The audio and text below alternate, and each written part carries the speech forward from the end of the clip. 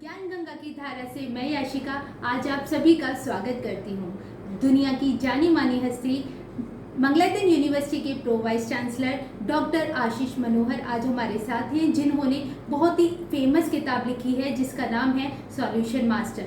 तो ऐसा क्या सोचा उन्होंने कि एक पूरी किताब ही लिख डाली, ऐसे क्या ख्यालात उनके दिमाग में आए, क्या आइडियाज आए, आज हम उनसे बात करते हैं और जानने वाले हैं। आइए दोस्तों।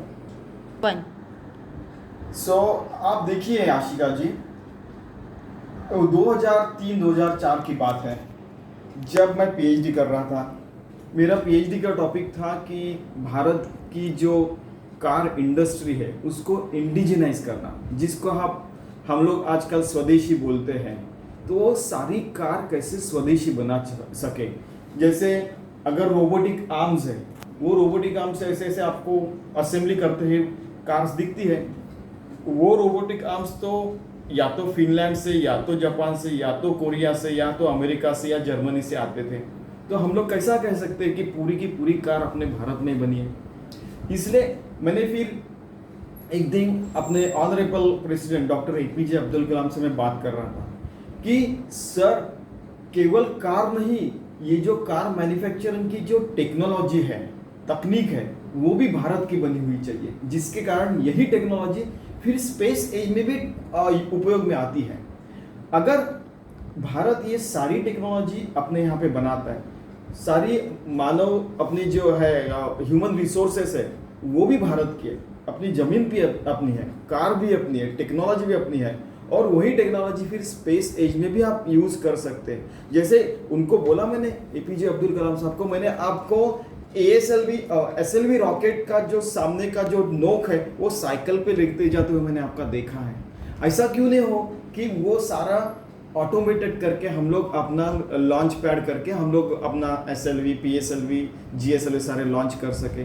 तो ये सारी की सारी तकनीक अगर भारत में बनती तो हम कर सकेंगे। इसके अलावा अब तक तो 90% उनको आइडिया आ गई थी मैं क्या कर रहा हूँ, लेकिन बाकी का जो मैं एक सेंटेंस बोला उससे उन्होंने मुझे रात को 10:23 पे all the best for your PhD भेजा। वो सेंटेंस बता दो सर, आपसे एक ही बात कहनी है कि अगर दुनिया में, अगर उस समय 187 देश यूनाइटेड नेशंस में रजिस्टर्ड थे, संयुक्त राष्ट्र में, अगर 200 कंट्रीज हैं और 200 के 200 कंट्रीज अपना स्पेस शटल बनाते हैं, आप तो रॉकेट साइंटिस्ट है, स्पेस शटल आप बनाते हैं, तो अगर 200 को 200 कंट्रीज बनाती है और ऐसा हो जाएगा, मैं तो निश्चित श्योर हूं कि आने वाले 25 साल में डेफिनेटली कोई ना कोई कंट्री लाइट बैरियर तोड़ेगा। लाइट बैरियर तोड़ेगा यानी कि लाइट जो प्रकाश है, प्रकाश की गति 3 लाख किलोमीटर पर सेकंड की गति से वो प्रकाश यानी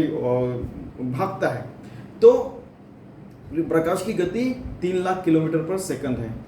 अगर उसको पार कर जाए तो हम लोग कहाँ कहाँ नहीं जा सकते, पूरे ब्रह्मांड में और अनंत कोटि ब्रह्मांड में हम लोग कहाँ कहाँ नहीं जा सकेंगे।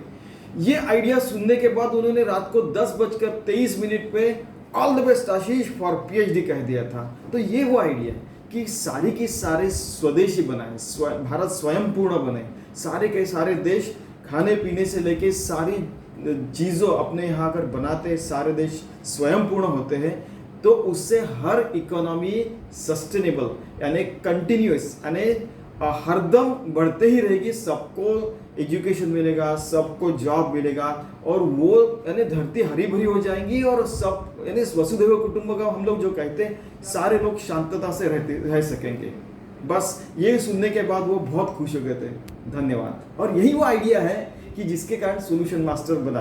फिर मैं ऐसे ही सवाल उठाने लगा कि क्यों ना हर कंट्री स्वयं पूर्ण बने, क्यों ना अगर उस समय 80 करोड़ जनता के पास पोलियो ड्रॉप पहुंचे थे, तो ऐसा क्यों ना हो कि 80 करोड़ लोगों के पास पोलियो ड्रॉप्स पहुंचते हैं, तो बाकी के सारे मिलेनियम डेवलपमेंट गोल्स, इलेक्ट्रिसिटी, पानी, एजुकेशन क्यों नहीं पहुंच सकता। ऐसा कहते कहते वो सवाल में ही जवाब है। ऐसे सवाल में जवाब वाले सवाल में उठाने लगा, और उसी का मैंने सॉल्यूशन मास्टर किताब बनाया, और 179 देशों में आज 20 करोड़ लोगों ने उसको पढ़ा। वो फ्री किताब है, उसका वो सारांश है, क्रक्स है। 39 पेजेस है, और 39 पेजेस है, और 103 सवाल है उसमें है, और सबको बहुत अच्छा लगा।